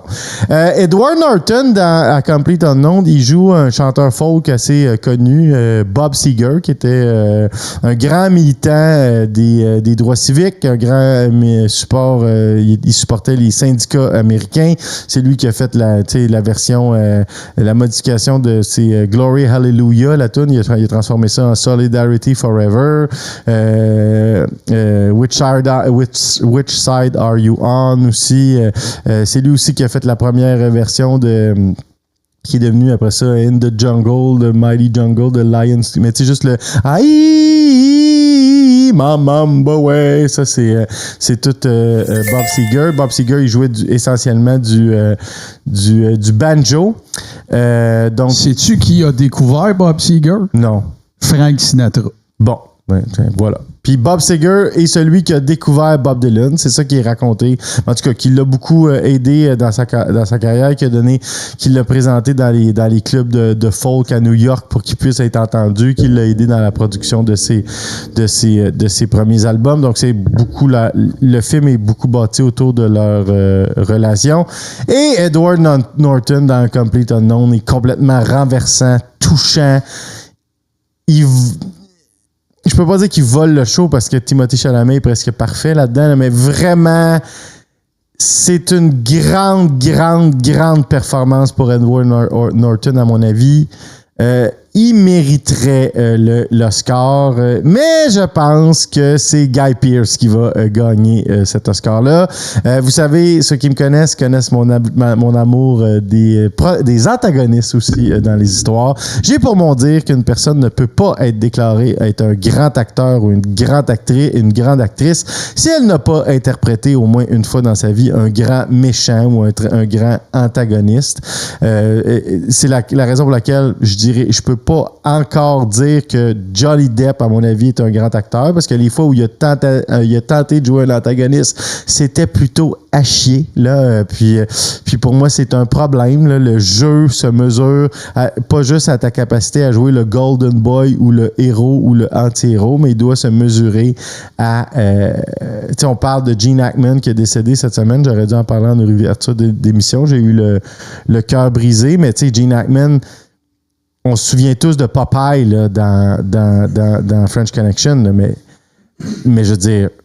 As-tu vu les circonstances aussi? Ouais, c'est un peu... C'est glauque. C'est un peu... bon, je sais pas si je veux les détails, mais ouais, ben écoute, là, ça changera rien au résultat. Là. Je comprends que les forces policières ont le mandat d'investiguer, mais il reviendra pas parce que ça s'est mal passé, là, mais quel acteur? Mais tu sais... Il est incroyable quand il joue Popeye, là. Mais moi, pour moi, le plus grand rôle de Gene Hackman, c'est Little Bill Daggett dans Unforgiven. Là.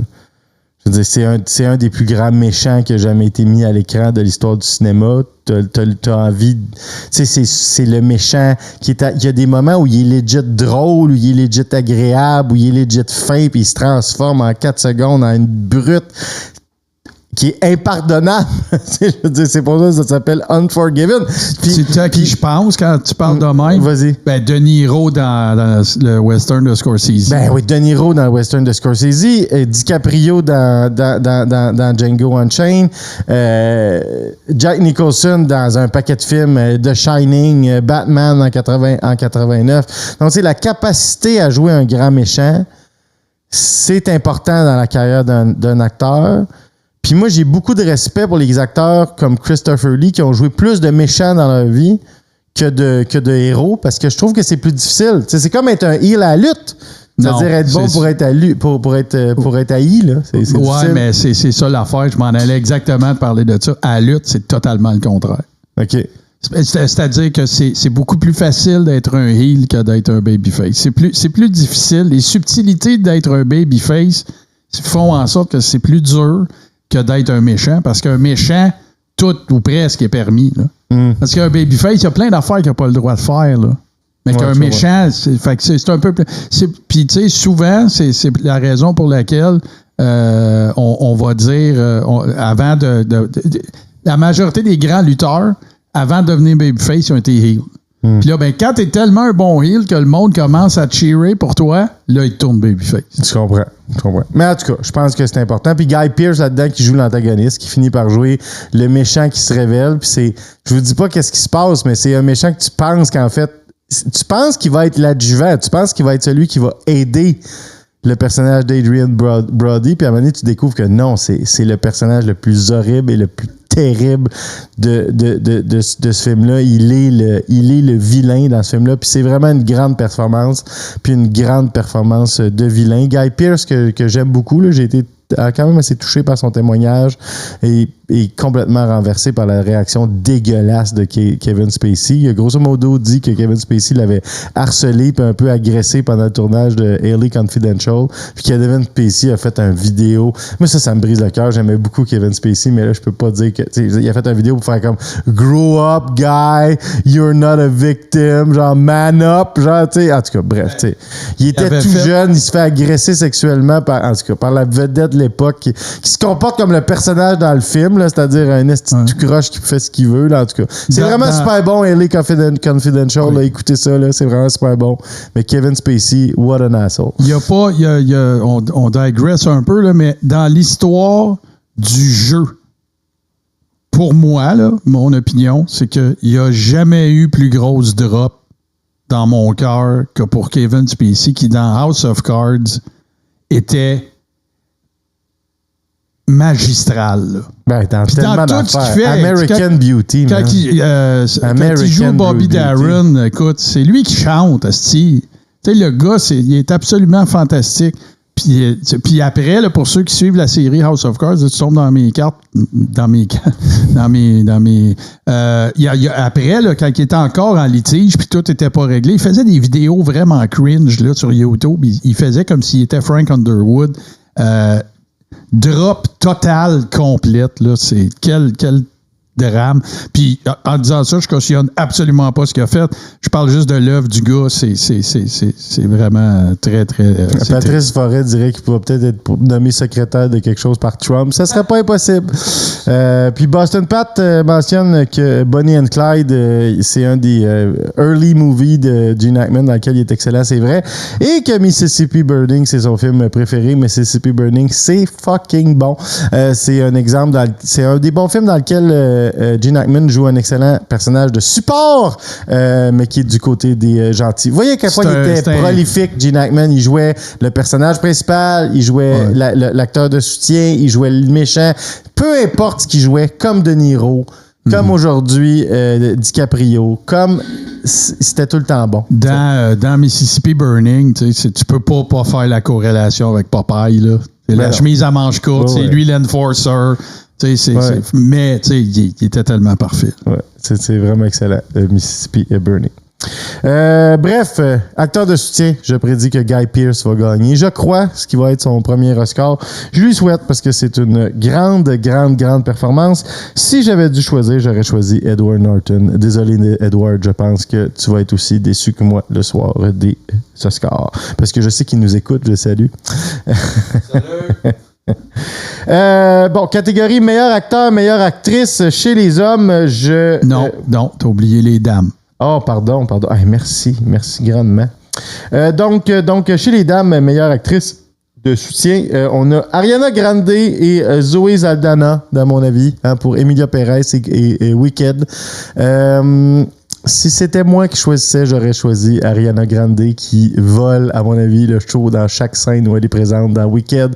Elle joue à la perfection le personnage qu'elle met en proposition. Tu sais, Wicked, là, c'est une façon vraiment intelligente de refaire un personnage, tu sais. Donc, au début, moi, je savais pas c'était quoi. Fait que là, j'étais comme, moi, ça m'énerve, là, la tendance qu'a Hollywood de genre, on va vous fournir une histoire d'origine d'un méchant, puis on va vous expliquer pourquoi c'est pas de sa faute, en fait, que c'est un méchant, puis qu'en fait, il y a eu une enfance trouble, puis, mais à toutes les fois que c'est pas ça, en fait, ça me prend par surprise. Le meilleur exemple, c'est le premier Joker ça finit par être ça, mais pas comme c'est fait cheesy d'habitude. Donc, ça va vraiment dans le concept, genre, il a vécu de l'estime marde, puis genre... mais là-dedans, c'est encore, à mon avis, plus intelligent parce que c'est pas que la Wicked Witch, c'est pas de sa faute si elle est devenue méchante. C'est qu'elle est pas méchante. C'est un frame-up. Elle se fait framer. Puis la méchante, non, c'est pas le personnage d'Ariana Grande, mais Ariana Grande, c'est une personne qui s'améliore au cours du film, là. C'est au début, ça te donne vraiment l'impression que c'est en fait elle, la méchante, la bully de l'école, en fait, tu sais, je veux dire, qu'on glorifie plus tard, l'espèce de star, mais qui vire pas mal une fois rendue à l'âge adulte, qui continue à faire un peu chier tout le monde. Elle va se développer, là, puis tu sens qu'elle a des sentiments tiraillés, etc., etc. Puis tu te demandes comment qu'elle va finir pour avoir la position qu'elle a dans le match chien d'os, mais c'est vraiment intéressant, ce film-là, parce que c'est pas le film à propos de pourquoi la Wicked Witch est pas si méchante que ça, en fait. C'est un frame-up. C'est ça qui rend l'histoire vraiment intéressant. Puis, tu sais, je pense pas que c'est un gros punch, là. C'est annoncé comme ça à Broadway, là. Fait que je vous dis pas comment on arrive au frame-up, mais c'est un frame-up. Le Wicked, c'est ça que j'ai beaucoup aimé. Puis là-dedans, Ariana Grande, elle est juste incroyable pour faire cette espèce de personnage imbu d'elle-même, qui essaye d'être fine, mais qui est tellement égocentrique qu'elle y arrive jamais vraiment. Puis, tu sais, je veux dire, qui est comme, tu sais, qui essaye de cacher son mépris parce qu'au fond d'elle, elle a un bon fond, mais elle finit tout le temps par le laisser paraître. Puis elle a des mimiques puis des mots. À un moment donné, elle fait wouch, wouch, puis elle fait aller. C'est tout le temps parfait. Elle te fait rire, elle te fait sentir. Vraiment, moi, j'ai adoré la performance de Ariana Grande dans Wicked. Par contre, je pense que Zoé Saldana va gagner pour sa performance extraordinaire dans Emilia Pérez. C'est un rôle un peu plus classique, tu sais, d'adjuvant, c'est-à-dire c'est le personnage qui accompagne le personnage principal durant tout le film à travers ses épreuves, que l'histoire est à peu près autant à propos d'elle, puis de la progression qu'elle fait autour de la progression du personnage principal. Tu sais, on se souvient, Emilia Pérez, c'est dans le fond, c'est le chef d'un cartel qui découvre qu'il a une transidentité puis qui décide de faire son opération de transition de sexe, puis qu'en devenant une femme, il devient complètement une autre personne, puis essaye de refaire puis là, elle essaie de refaire sa vie, puis de plus être une chef de cartel, puis ben, tu sais, once you've been a mob boss, ça finit tout le temps par te rattraper, là. C'est un peu ça le contexte du film. Puis tu sais, Zoé Saldana, c'est ça, c'est l'avocate qui va l'accompagner tout au long. Fait que c'est vraiment un parcours plus classique de personnage de soutien, mais qui est joué de manière magistrale de la part de Zoé Saldana, je tiens à le dire. Et puis qu'il y a des performances en chanson aussi qui sont vraiment vraiment fantastiques. Bref, grand film, grande performance.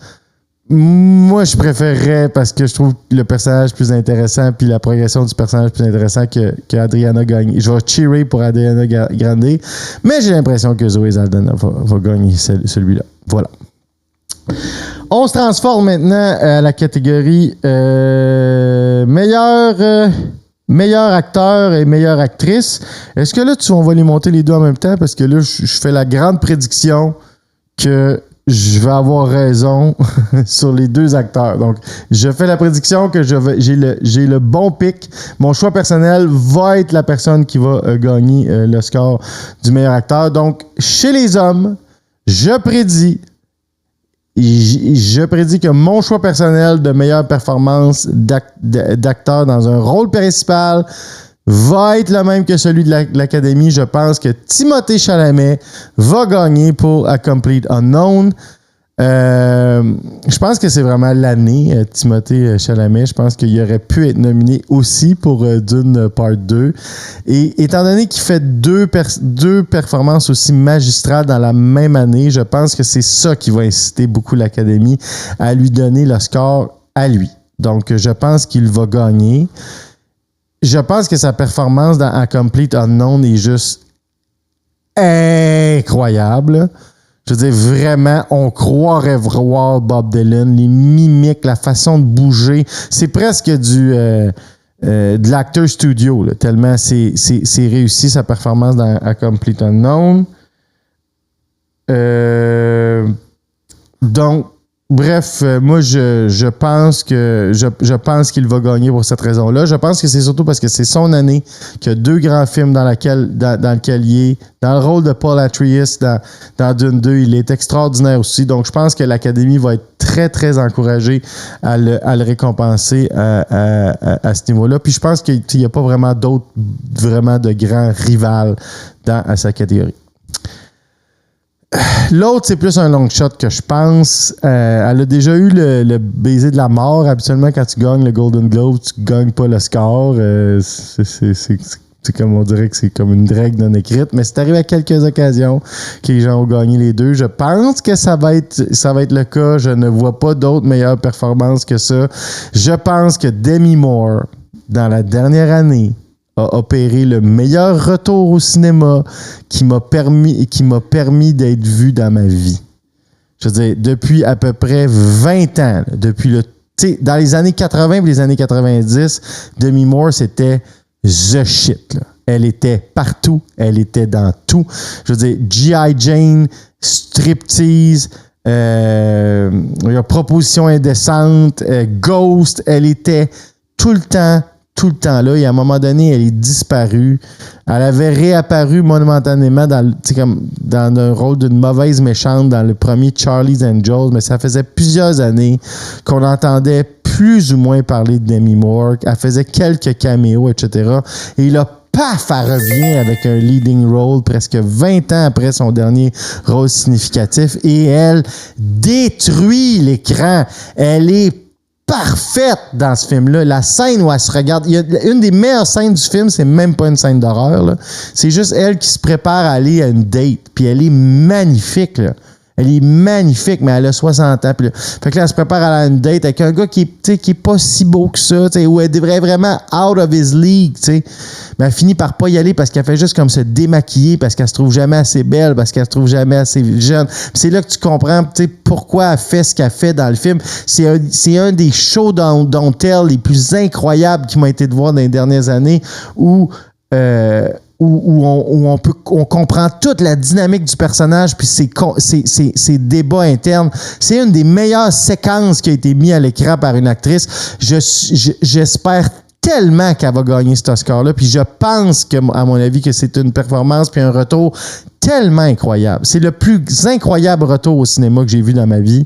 Demi Moore dans The Substance. Je pense qu'elle va gagner l'Oscar, et ça aurait été mon choix à moi aussi. Martin, tu avais quelque chose à ajouter? Ben, il y a 2 affaires que je voulais ajouter vite. C'est que, j'espère aussi que ce succès-là, qu'elle gagne l'Oscar ou pas, là, a déjà gagné le Golden Globe, mais ça va la remettre à l'écran, parce que là, tu vois, elle est déjà dans le dernier Taylor Sheridan, là, une excellente série, si vous ne l'avez pas vu, qui s'appelle Landman, avec, écoute, moi, j'ai, comment dirais-je, j'ai un amour renouvelé pour Billy Bob Thornton depuis que j'ai écouté la série Goliath, puis c'est lui le personnage principal dans Landman, fait qu'elle va avoir un rôle plus important dans la saison 2. Puis l'autre affaire, ben, elle est tellement cool, elle n'est plus avec, mais elle a une famille avec Bruce Willis qui vit une situation de santé. Tu sais, c'est tellement beau de voir, tu sais, qu'elle est impliquée, elle donne des nouvelles, des fois elle est chez Bruce, puis là, il danse, puis tu sais, fait que c'est vrai que c'est très classique comme retour. Puis, tu sais, elle a déjà eu des nominations, même aux Oscars aussi. Puis, tu sais, là, c'est ça. C'est très, très cool de voir une Demi Moore qui a débuté, rappelons-le, dans Parasite, et non pas le film auquel tu faisais référence, mais un film d'horreur navet. Australien, je pense, en tout cas. Mais, ouais, non, c'est vrai. J'ai pas vu, malheureusement, The Substance, mais je sais que, puis d'ailleurs, pour finir, dans Landman, elle est très bonne. Alors, voilà. Bref, donc, ma prédiction. Passons maintenant à meilleur acteur, dernière catégorie. Déjà presque 1h30 hein, qu'on passe sur le sujet de la soirée des Oscars. Tu viens de faire meilleur acteur. Un film. Ah, je fais meilleur film. D'ailleurs, je commence à être fatigué. Ça fait 1 heure qu'on parle de ça. Meilleur film, la catégorie fort, hein, le dernier prix de la soirée, ça qui close la cérémonie des Oscars. Bref, il y a beaucoup d'excellents films là-dedans, là, vraiment. Tu sais, Anora, Conclave, Sing Sing. Bref, c'est une grosse année là, de 2024. C'est quand même une grosse année là, en termes de cinéma. Il y a des grosses années, il y a des petites années. Scorsese est un champion pour sortir des films des années énormes. Genre, comme, je suis désolé, là, mais Goodfellas sort en 91, ça gagne le score du meilleur film. Je veux dire, Taxi Driver sort en 77, ça gagne le score du meilleur film. C'est ça. Mais bref, jusqu'à maintenant, j'ai l'impression que 2025 va être moins une grosse année que 2024. Je peux encore me tromper, il reste des trucs intéressants. Mais je pense que 2026 s'annonce pour être une très, très grosse année. T'sais, moi, je veux dire, la plus grosse année dans l'histoire du cinéma des 30 dernières années, c'est 2017. Là. Vous irez voir le line-up de l'Oscar du meilleur film. Tu as Joker, Once Upon a Time in Hollywood, 1917, Parasite. Ça n'arrête plus. Jojo Rabbit. Je veux dire, c'est une année 2017. Je veux dire, comme tu vois tellement rarement une année comme ça. On n'est pas là en 2024, mais c'est une grosse année. Je veux dire, Wicked, c'était vraiment exceptionnel. Je veux dire, il y a des petites années. Il y a des années où il y a des films du MCU, genre Black Panther qui est nominé meilleur. Mais c'est pas mauvais, Black Panther. Là, mais si ça avait gagné le score du meilleur film, j'aurais fait ouais. Je sais pas si j'aurais encore répondu Shakespeare in Love, mais il aurait été dans les 3 pires fois, là, très, très honnêtement. Mais bref, cette année, c'est une année énorme. Pour moi, les 2 films qui sont mon choix personnel puis celui qui va gagner, c'est les 2 films dont je vais parler, c'est Dune Part 2 et The Brutalist. Vous aurez compris que je pense que The Brutalist va remporter l'Oscar pour d'excellentes raisons. Si on n'était pas l'année de Dune, j'aurais probablement choisi The Brutalist pour gagner l'Oscar. C'est un grand film. La seule raison pourquoi il n'était pas dans le top 3 des meilleurs films que j'ai vus en 2024, c'est parce que je l'ai vu en 2025. Mais c'est un grand film. Je suis très heureux d'avoir fait ça. Ça va certainement être dans mon top 3.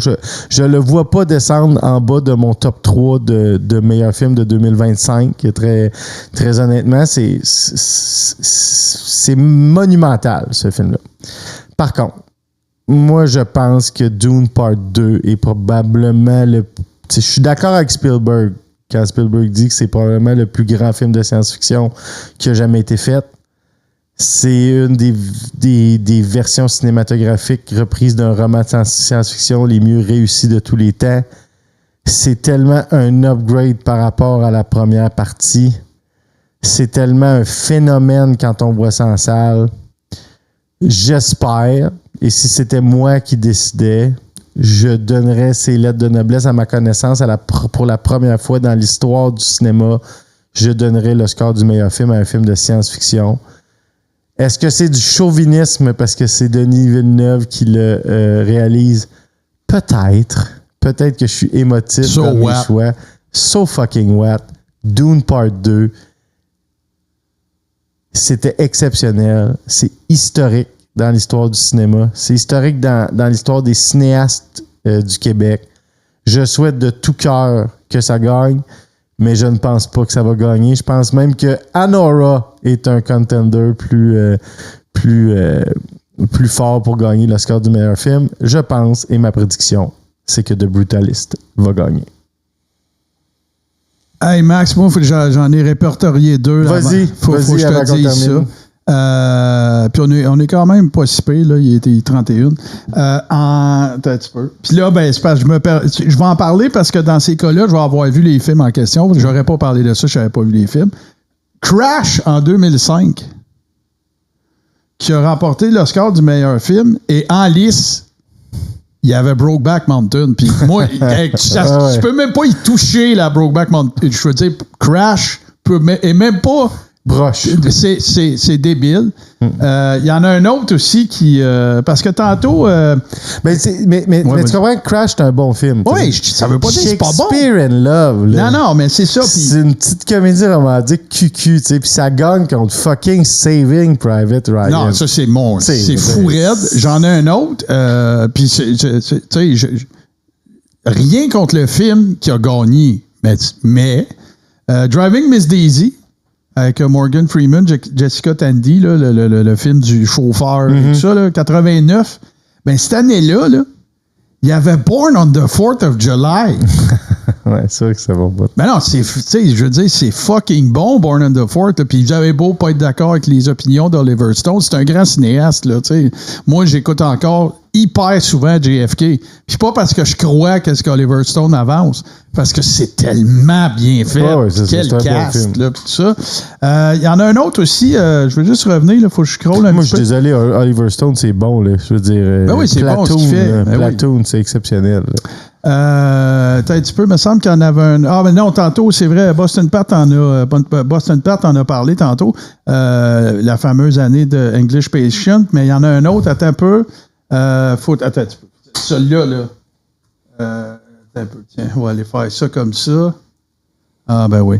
Il y a une année que. Écoute, il y avait des films comme Fargo qui étaient là. Attends un petit peu, il faut que je te trouve ça. C'est assez particulier. Tu sais, parce que The English Patient, c'est un peu aussi comme Out of Africa qui avait remporté l'Oscar du meilleur film. Il y avait bien du monde qui utilisait une espèce de narratif à la... Mais c'était ben trop fucking long, tu niaises-tu, là, tu sais. Les grandes fresques, tu sais, n'ont pas toujours la cote, je te dirais. Crash, je l'ai dit, attends un peu, il m'en reste un, là, désolé, là. Mais il y a plein. J'aurais pu faire un. Tu sais, sur un paquet de monde, ça fait. Hey, tu sais, Peter O'Toole qui a fait Lawrence of Arabia, jamais gagné. A été nominé 9 fois meilleur acteur, il a jamais gagné. Ouais, c'est assez. Puis il a, entre autres, pas gagné pour Lawrence of Arabia. Comment ça. Je veux dire. Ben, écoute, au moins, Lawrence of Arabia a gagné l'Oscar du meilleur film. Slumdog Millionaire était le meilleur film, là. L'histoire d'un gars en Inde qui s'en va à Who Wants to be a Millionaire. J'ai rien contre le film, c'est correct, tout ça, mais je l'ai vu, là, fait que c'est pour ça que je me permets de chialer. Attends un peu, là, faut que je le trouve. Ouais, Raging Bull a perdu, mais il a perdu contre qui? Ben, Raging Bull, c'est tellement bon. C'est fou raide. Quelle performance. À tous les points de vue, c'est un très, très, très, très, très grand film. Attends un petit peu, faut que je trouve ça. Là. C'est pas vrai que je ne trouverai pas ça. Mais en tout cas, peu importe. Crash, OK, bon, c'est ça. Il y avait Brokeback Mountain, celui-là, je l'ai dit. Il me semble qu'il m'en restait un, mais en tout cas, peu importe. Mais non, c'est vrai que ça ferait un topic super intéressant, c'est clair. C'est clair. L'année de... Un peu, peut te dire ça.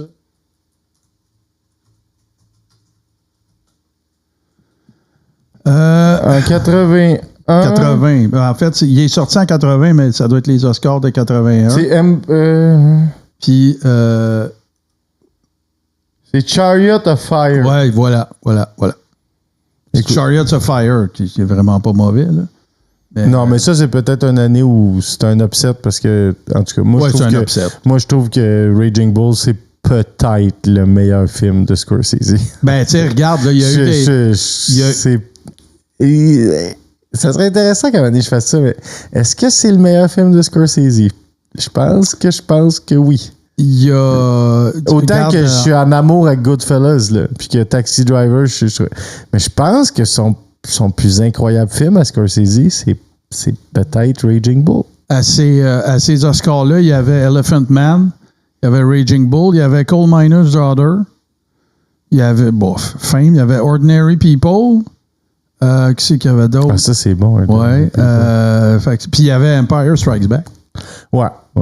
Encore une fois, science-fiction, ça gagne jamais. Ben, ça avait gagné, ça en avait gagné 2, mais tu sais, ça devait être des catégories techniques. Là, oui, mais meilleur effet spéciaux, meilleur trame sonore. C'est ça, ou trame sonore ou sound effects. Là. Non, mais c'est pas mal sûr que John Williams a gagné. Ouais. John Williams, je pense que c'est la personne qui a gagné le plus de scores toujours pour ses scores. Ben, tu sais, il n'y a pas bien des musiciens qui font une note, puis tu sais c'est quoi, là. Il n'y en a pas beaucoup, là. C'est ça. Fait que voilà, c'était l'épisode Gros show. 47 de Ciné Rédemption. Ludovic Bourdage, là, je vous avais dit qu'il serait là cette semaine, mais j'ai dit, peux-tu attendre une semaine de plus parce que j'avais oublié que c'était la fin de semaine des Oscars pour pouvoir vous faire quand même mes prédictions. Vendredi, pas vendredi, 1er mars, c'est ça. Donc, pour ceux qui n'ont pas pu être là ce soir avec nous à 18h, comme à chaque vendredi sur la chaîne Twitch de Tout Ce Qui TV, on vous rappelle qu'on peut nous écouter en reprise sur patreon.com/Tout Ce Qui TV et toutes les bonnes plateformes podcast par la suite en audio. On vous remercie si vous prenez le temps de faire la publicité du show, d'aller nous donner 5 étoiles sur les plateformes, de parler de nous à vos amis, de parler de Tout Ce Qui TV en général pour faire grossir la chaîne. On est encore presque 80 qui sommes restés jusqu'à la fin. Je vous remercie incroyablement pour votre temps. J'espère que ça vous a diverti. Merci à ceux qui ont intervenu. Bien, merci à Boston Pat. Je pense qu'à un moment donné, je vais l'inviter. Tellement il participe au show. Si jamais ça t'intéresse, Boston Pat, on pourrait te recevoir à Ciné Rédemption. Tu pourrais venir nous parler de tes connaissances. Je trouve tout le temps ça intéressant. Puis je vous rappelle que dimanche soir, à partir de 21h30, je serai en direct. Je serai dans la chaise de Martin, dans les studios de la Genitalia lors de l'after show pour vous tenir au courant des updates sur les récipiendaires des différentes statuettes des Oscars. Oui, Martin. T'as un gros agenda, là. Faut que tu reçoives Pieuvre. UVH. Boston Pat. Puis, à un moment donné, si tu veux parler Nanar un peu, puis tu sais, Z-Movie, là, puis Toxic des Avengers, puis toutes ces affaires-là, Nick Dénommé. Effectivement. Je vais vous contacter là, dans les prochaines semaines. Parce que là, j'écoute moins de films de cow-boy ces temps-ci. Donc, mais on se voit la semaine prochaine pour notre dernier épisode sur les films western. On va parler de l'année 93 à travers l'histoire de Wyatt Earp qu'on va revisiter 2 fois. Mais d'ici là, je vous souhaite une super belle fin de semaine des Oscars et puis je vous remercie encore d'avoir été là. Merci à Tout-Ce-Qui pour l'opportunité de vous parler à chaque semaine de ma passion, le cinéma. On se reparle vendredi prochain. Bonsoir. I'll keep climbing till I make it.